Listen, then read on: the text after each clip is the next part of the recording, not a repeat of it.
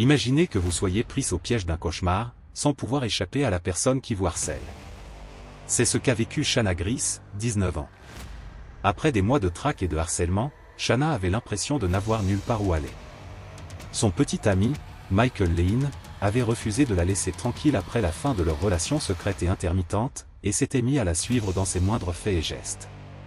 Terrifiée, la jeune fille a demandé de l'aide à la police, qui lui a infligé une amende de 100 € pour lui avoir fait perdre son temps. Dans une affaire qui a choqué la Grande-Bretagne et suscité une réforme du traitement des cas de violence domestique, nous nous penchons aujourd'hui sur le cas de Shanna Gris.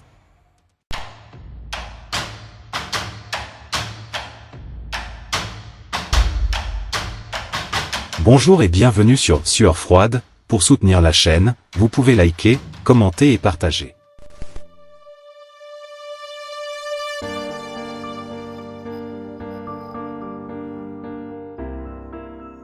Née à Portleigh dans le Sussex, Shanna est l'unique enfant de Sharon et Richard Gris.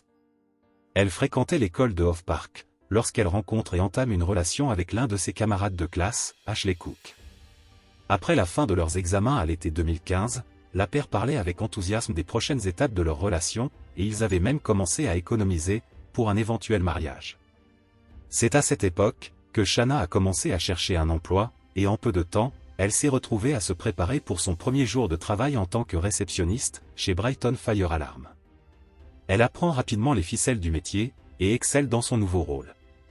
Aimée de ses collègues et de ses clients, un homme en particulier attire son attention. Il s'agit de Michael Lane, un mécanicien de 26 ans spécialisé dans les alarmes incendie.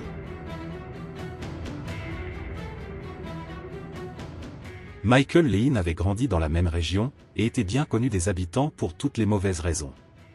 Le jeune homme de 26 ans, avait un passé de comportement inquiétant à l'égard des femmes. De nombreuses femmes et jeunes filles, l'ont accusé de contrôler leurs relations et d'envoyer des messages et des photos explicites. Il était connu pour traquer certaines femmes, avec lesquelles il était en relation, pour rôder devant leur domicile et pour les harceler. Michael a même été accusé d'avoir agressé une femme pendant leur relation. En 2010, il a été arrêté, parce qu'il était soupçonné d'avoir séduit une jeune fille de 14 ans, qui participait à un groupe de scouts pour lequel il était bénévole. Bien que les charges aient été abandonnées par la suite, la police a déclaré qu'elle mettrait un marqueur sur son dossier, en cas de signalement ultérieur. Dans une autre relation, Michael s'est montré très contrôlant, bombardant une femme de messages textuels explicites et de photos de lui. Il les incitait à coucher avec lui pour de l'argent, allant même jusqu'à rôder devant leur domicile. Dans un cas, Michael a été accusé d'avoir harcelé 2 femmes rencontrées dans un pub, et d'en avoir agressé sexuellement une autre. L'une des filles, Ellie May, a déclaré plus tard qu'il l'avait harcelée pendant une période de 10 ans, au cours de laquelle il lui avait envoyé des photos de la fenêtre de sa chambre, et des messages disant qu'il la surveillait, avant qu'elle ne le voie garer devant chez elle. Bien entendu, Shanna, qui était beaucoup plus jeune que Michael, ne savait rien de tout cela lorsqu'elle l'a rencontré. Elle a ressenti une attirance immédiate pour ce beau et robuste jeune homme de 26 ans.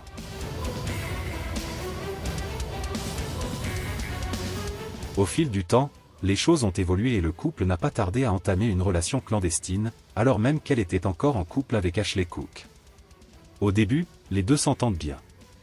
Michael couvre Shanna de cadeaux et d'affection, prenant chaque minute libre, qu'il a pour passer du temps avec sa nouvelle amante. Mais assez rapidement, le modèle de Michael de comportement de contrôle hostile a commencé à se manifester, et Shanna saurait refroidir les choses avec Michael, en décembre de 2015. Ne voulant pas laisser partir Shanna, Michael lui a envoyé des fleurs le jour de son 19e anniversaire, et Shanna a signalé le cadeau à son patron et l'a qualifié d'inapproprié.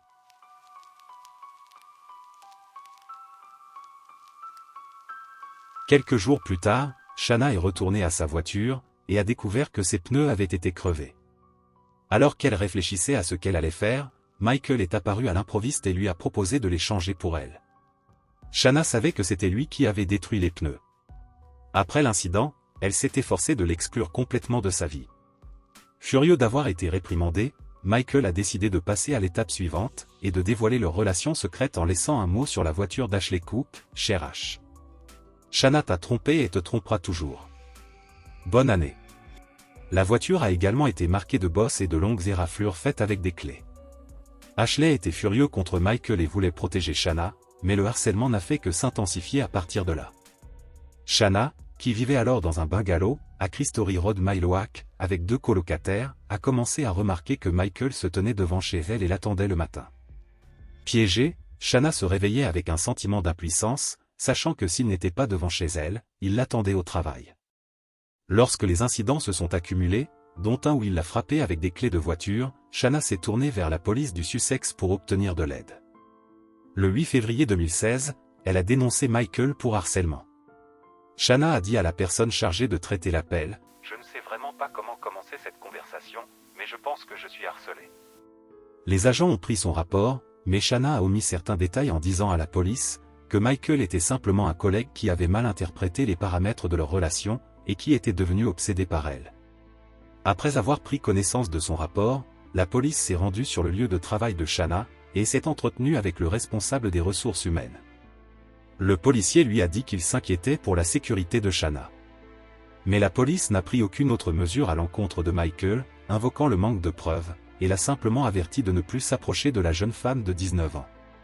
N'ayant pas suivi les conseils de la police, le harcèlement s'est poursuivi, et le 24 mars au soir, Shanna s'est rendue à une fête de bureau pour un court moment, avant de partir plus tôt que prévu. Ses 2 colocataires avaient également participé à la même fête, et à la grande horreur de Shanna, étaient rentrés chez eux avec Michael. Furieuse et bouleversée de le voir arriver, Shanna a quitté la maison et s'est mise à marcher en direction du domicile d'Ashley. Michael l'a suivie dans la rue, et s'est précipité sur elle, lui tirant les cheveux et prenant son téléphone dans une attaque vicieuse. Un passant s'est arrêté, et a consolé Shanna dans la rue avant de l'emmener chez Ashley, où elle a raconté l'incident à son petit ami et à ses parents.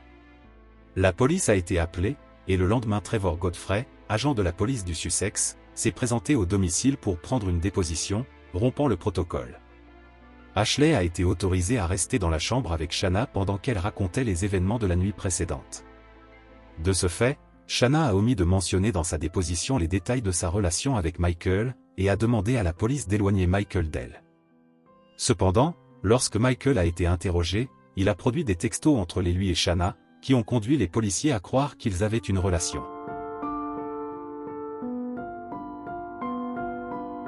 Pensant qu'il ne s'agissait de rien de plus qu'un « jeu », l'officier Godfrey a décidé de prendre des mesures, et il a pris des mesures contre la mauvaise personne. Shanna a été condamnée à une amende de 90 livres, pour avoir fait perdre du temps à la police lors d'une conversation téléphonique qui n'a pas duré plus de 84 secondes. L'officier Godfrey commentera plus tard les messages textuels produits par Michael en disant « Elle signait ses textos de 5 baisers. Ce n'est pas du harcèlement. C'était un écran de fumée pour dissimuler sa liaison. Il n'y avait rien là qui puisse me faire penser qu'elle était en danger de quelque manière que ce soit. » Dévastée et perdant l'espoir que la police l'aide, Shanna se tourne vers ses amis et sa famille. Peu après l'incident, Shanna a quitté son emploi de réceptionniste aux alarmes incendie de Brighton. Elle voulait désespérément mettre plus de distance entre elle et Michael. Mais comme c'est le cas dans de nombreuses équations de violence domestique, partir n'est souvent ni facile ni une option sûre. Les victimes retournent plusieurs fois chez leurs agresseurs avant de partir pour de bon, et Shanna n'était pas différente. Michael l'a bombardée de textos et d'appels, laissant des centaines de messages dans lesquels il menaçait de se suicider s'il ne pouvait pas la voir. Finalement, elle a cédé et au début de 2016, en juin, Shanna a rompu avec Ashley, et la paire était à nouveau dans une relation, même allés à un concert de Rihanna au stade de Wembley ensemble. Mais le comportement de Michael étant devenu incontrôlable, cette relation a pris fin au début du mois de juillet 2016, et Shanna a décidé de tenter une nouvelle fois sa chance avec Ashley. Michael, furieux, a volé la clé de sa maison alors qu'elle partait, mettant en place un nouveau plan. À ce moment-là, il a perdu son emploi, après que la société d'alarme a découvert que le véhicule de travail de Michael, qui était équipé d'un traceur, avait été régulièrement vu au domicile de Shanna. Pendant les heures de bureau, Michael est suspendu en attendant l'enquête, mais il démissionne plus tard, ce qui lui donne plus de temps pour être obsédé par la victime de 19 ans. Le 8 juillet à 6 h du matin, Michael a utilisé une clé pour s'introduire dans la maison et s'est glissé dans la chambre de Shanna. Shanna, qui a entendu les pas, s'est cachée sous la couette en faisant semblant de dormir, et a retenu son souffle en entendant quelqu'un se tenir au-dessus d'elle. Les minutes qui semblaient être des heures, s'écoulèrent et Shanna finit par entendre le bruit d'un homme qui s'en allait. En regardant par la fenêtre, elle a vu Michael s'éloigner de la maison.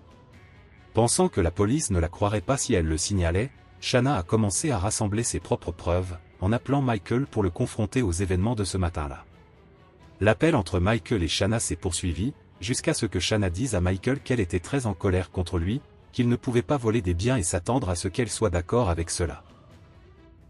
Why did you take the key in the first place?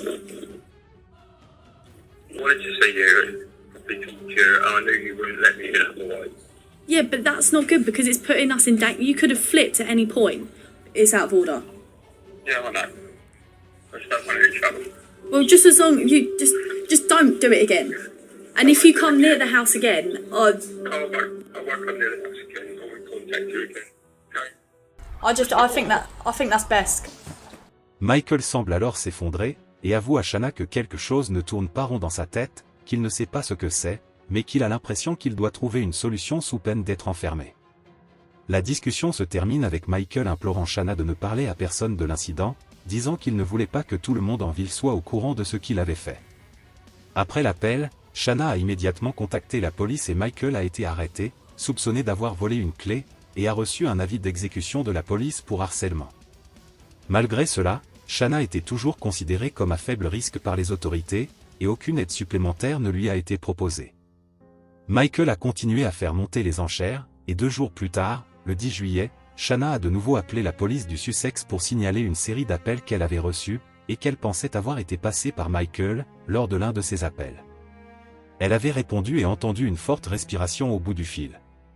Terrifiée, elle a pris note du numéro pour s'entendre dire par un opérateur téléphonique qu'il ne pouvait pas s'agir de Michael, car Google montrait que le numéro était en fait celui d'une compagnie d'assurance voyage locale.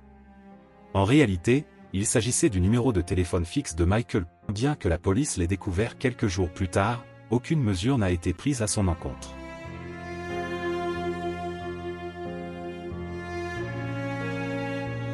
Deux jours plus tard, Shanna était au volant de sa voiture lorsqu'elle a remarqué que Michael était dans une voiture derrière elle, la talonnant. Elle a signalé l'incident à la police. Plus tard dans la journée, Shanna a passé un dernier coup de fil à la police pour demander des nouvelles. Elle pensait que les preuves accablantes qu'elle avait rassemblées suffiraient pour que la police prenne enfin des mesures contre Michael, pour sa protection. Mais bien que ces appels aient été transmis aux responsables du dossier, elle n'a reçu aucune réponse. Elle a été orientée vers un programme d'aide aux victimes et vers Rise, une organisation caritative indépendante de lutte contre les violences domestiques, basée à Brighton. Malheureusement, comme les appels de ces organisations à Shanna provenaient de numéros confidentiels, elle n'a pas décroché. Elle a eu peur que ce soit Michael qui soit au bout du fil. Au cours des semaines suivantes, Michael a poursuivi sa campagne de terreur. Des lettres de Michael arrivaient au domicile de Shanna pour tenter de lui soutirer de l'argent, croyant qu'elle avait une dette envers lui. Michael continuait de se présenter à la maison, et malgré les appels de ses amis à aller voir la police, Shanna savait que l'homme chargé de l'enquête était déjà contre elle et la réprimandait pour avoir exagéré les choses.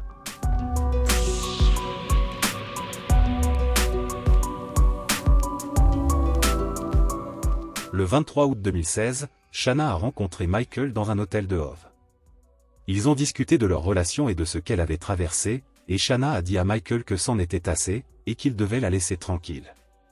Plus tard, Michael a parlé à une amie, et lui a dit que Shanna paierait pour ce qu'elle avait fait. N'étant pas prêt à la laisser partir, Michael a commencé à préparer ce qu'il allait faire ensuite. Le lendemain, Michael s'est levé tôt et a enfilé un déguisement avant de quitter la maison, portant une veste de haute visibilité, et une casquette pour cacher son visage. Michael est arrivé au domicile de Shanna peu après 7h30. Après avoir traqué l'adolescente terrifiée pendant des mois, il connaissait ses habitudes. Il savait également que ses 2 colocataires seraient partis à ce moment-là, et qu'elle serait seule. Michael s'est introduit dans la maison, et a volé un couteau dans la cuisine avant de se rendre dans la chambre de Shanna. Un voisin a entendu une voix féminine crier et hurler de douleur, avant que tout ne devienne silencieux. Shanna avait été assassinée dans sa chambre. Michael s'était introduit chez elle, alors qu'elle était seule et vulnérable. Il lui a tranché la gorge sans pitié. Une fois certain que Shanna était morte, Michael a volé ses cartes bancaires, et a quitté la maison vêtu d'un sweat à capuche qu'il avait volé, et dont il avait rabattu la capuche sur la casquette, pour éviter d'être reconnu. Il s'est ensuite dirigé vers le distributeur de billets le plus proche, arrivant à un distributeur situé sur Graham Avenue, à moins d'1 kilomètre de là, à 806 heures du matin. Là, Michael a vérifié son solde, avant de retirer 60 livres du compte de la victime, et en entrant dans les magasins, il a acheté une bouteille d'eau. À un moment donné, Michael a versé de l'essence dans la bouteille d'eau, et il est revenu sur les lieux. En entrant à nouveau, Michael a déplacé le corps de Shanna, face contre terre, sur le lit. Il a éclaboussé le lit d'essence, avant d'y mettre le feu et de s'enfuir. Une fois rentré chez lui, Michael a immédiatement entrepris de détruire toutes les preuves, y compris le couteau et les vêtements tachés de sang, avant de prendre une douche. À ce moment-là, Shanna aurait dû être au travail et son absence n'est pas passée inaperçue. Son supérieur a appelé Ashley pour savoir où elle se trouvait. Ashley, qui avait quitté la maison quelques heures auparavant pour aller travailler plus tôt, a appelé sa sœur Amy, et lui a demandé si elle pouvait aller s'assurer que tout allait bien. Elle a immédiatement appelé la police, et son père Yann, le père d'Amy, est arrivé sur les lieux quelques minutes plus tard. Il a immédiatement senti de la fumée s'échapper de la boîte aux lettres. Yann a crié le nom de Shanna et a poussé la porte, surpris de la voir déverrouillée. En entrant dans la maison enfumée, il se dirigea vers la porte de la chambre à coucher et se débattit alors que ses poumons se remplissaient de fumée. Il est retourné à l'extérieur pour reprendre son souffle avant de courir et d'enfoncer la porte de la chambre de Shanna. À travers la brume, il vit Shanna étendue face contre terre et couverte de sang. Alors que les voisins affluaient dans la rue pour voir ce qui se passait, les services d'urgence sont arrivés et ont tenté désespérément de ranimer Shanna. Mais cela n'a servi à rien, elle était morte. Plus tard dans la journée, la police a fini par rassembler les pièces du puzzle. Ils ont passé en revue les nombreuses tentatives de Shanna pour les contacter, ainsi que la découverte d'un dispositif de repérage attaché à sa voiture, sans oublier bien sûr, les empreintes de pas ensanglantées trouvées sur les lieux.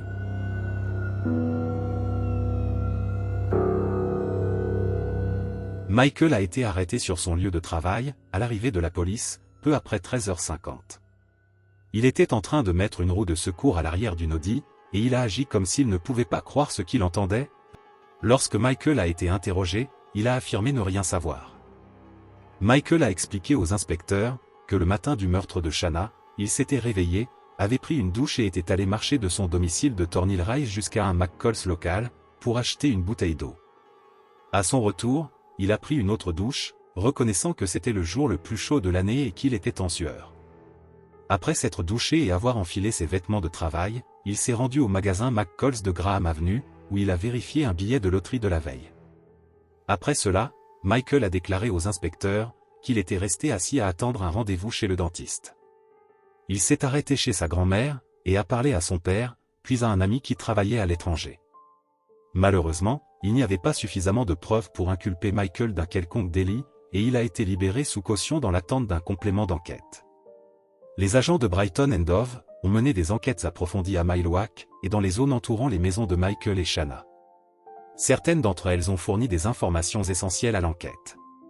5 jours après le meurtre, une femme qui circulait près de la ferme New Bar Iron a vu un homme sur une route à voie unique menant à la ferme.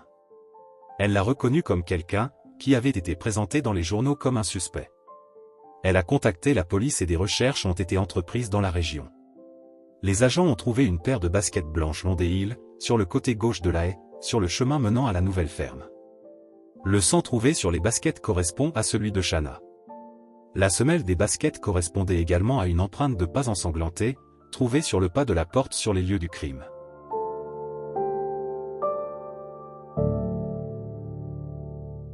Michael a été arrêté à nouveau et interrogé 4 fois, changeant légèrement sa version d'histoire. Les agents ont visionné des centaines d'heures d'images de vidéosurveillance et ont pu placer Michael au distributeur automatique de billets, où un retrait de $60 a été effectué sur le compte bancaire de Shanna. Lors d'une recherche plus large dans la région, Michael a également été filmé la veille à la station-service Sainsbury de West Hove, en train de faire le plein d'essence. Face à ces preuves de plus en plus nombreuses, Michael a continué à changer d'histoire. Cette fois, il a dit aux officiers qu'il était chez Shanna le matin de son horrible meurtre. Michael a affirmé que Shanna était déjà morte, lorsqu'il est entré dans la chambre et a trouvé son corps. Mais il a affirmé qu'il avait décidé de ne pas appeler la police, ou de ne parler à personne de l'incident, parce qu'il craignait que la police ne pense que c'était lui qui avait tué Shanna. Malgré cette histoire et cette tentative d'explication, la police a estimé qu'elle disposait de suffisamment de preuves pour inculper Michael de meurtre, d'incendie criminel et de vol.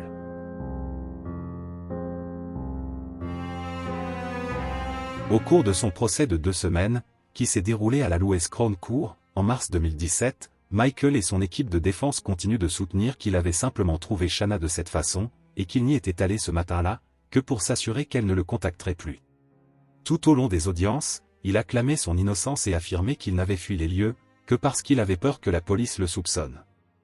Mais le jury a vu clair dans ses mensonges, et dans la façade que Michael tentait de mettre en place, et l'a finalement déclaré coupable, du meurtre au premier degré de Shanna Gris.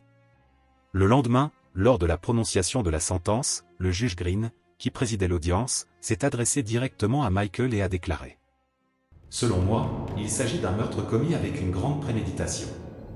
Lorsque vous êtes parti le 25 août, vous aviez l'intention de tuer Shanna dans sa propre maison.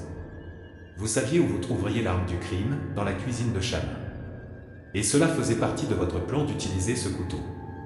C'était loin d'être un meurtre sur un coup de tête. Vous avez également combiné le meurtre avec l'incendie criminel. Si vous n'aviez pas fermé la porte derrière vous, en quittant la chambre de Shanna, le feu aurait été alimenté par l'oxygène provenant de l'extérieur de la pièce, et il est fort probable que la maison aurait brûlé, et que Shanna aurait été incinérée. Il y a aussi le risque que le feu se soit propagé aux maisons voisines, mettant en danger la vie d'autres personnes. Je ne peux pas non plus ignorer qu'il s'agit d'un acte froid et insensible. Il révèle l'absence de remords de votre part, qui quelques minutes auparavant, avez assassiné une jeune femme que vous prétendez adorer, et vous avez entrepris de lui voler ses économies. Je ne crois cependant pas que le vol ait été la principale motivation du meurtre. C'était une combinaison de colère contre Shanna, pour s'être séparée de vous, et de jalousie de tout autre homme, comme son petit ami de longue date Ashley, avec lequel elle pourrait vous remplacer. Michael Lann a été condamné à la prison à vie, avec un minimum de 25 ans, avant de pouvoir bénéficier d'une libération conditionnelle. Après le prononcé de la peine, le juge Green a vivement critiqué la manière dont les agents avaient traité les plaintes de Shanna, déclarant qu'ils avaient fait des suppositions erronées, et traité Shanna comme l'auteur d'un crime au lieu d'une victime. Au lieu de cela, ils ont traité Michael Lane comme la victime. Le juge a également noté que les enquêteurs n'avaient pas compris qu'une jeune femme ayant une relation sexuelle pouvait être à la fois vulnérable et en danger.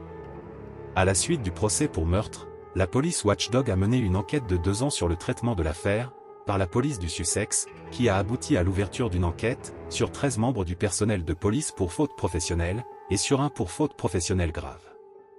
Un comité disciplinaire a ensuite reconnu l'ancien agent de police Trevor Godfrey coupable de mauvaise conduite, pour ne pas avoir enquêté sur les plaintes de harcèlement de Shanna.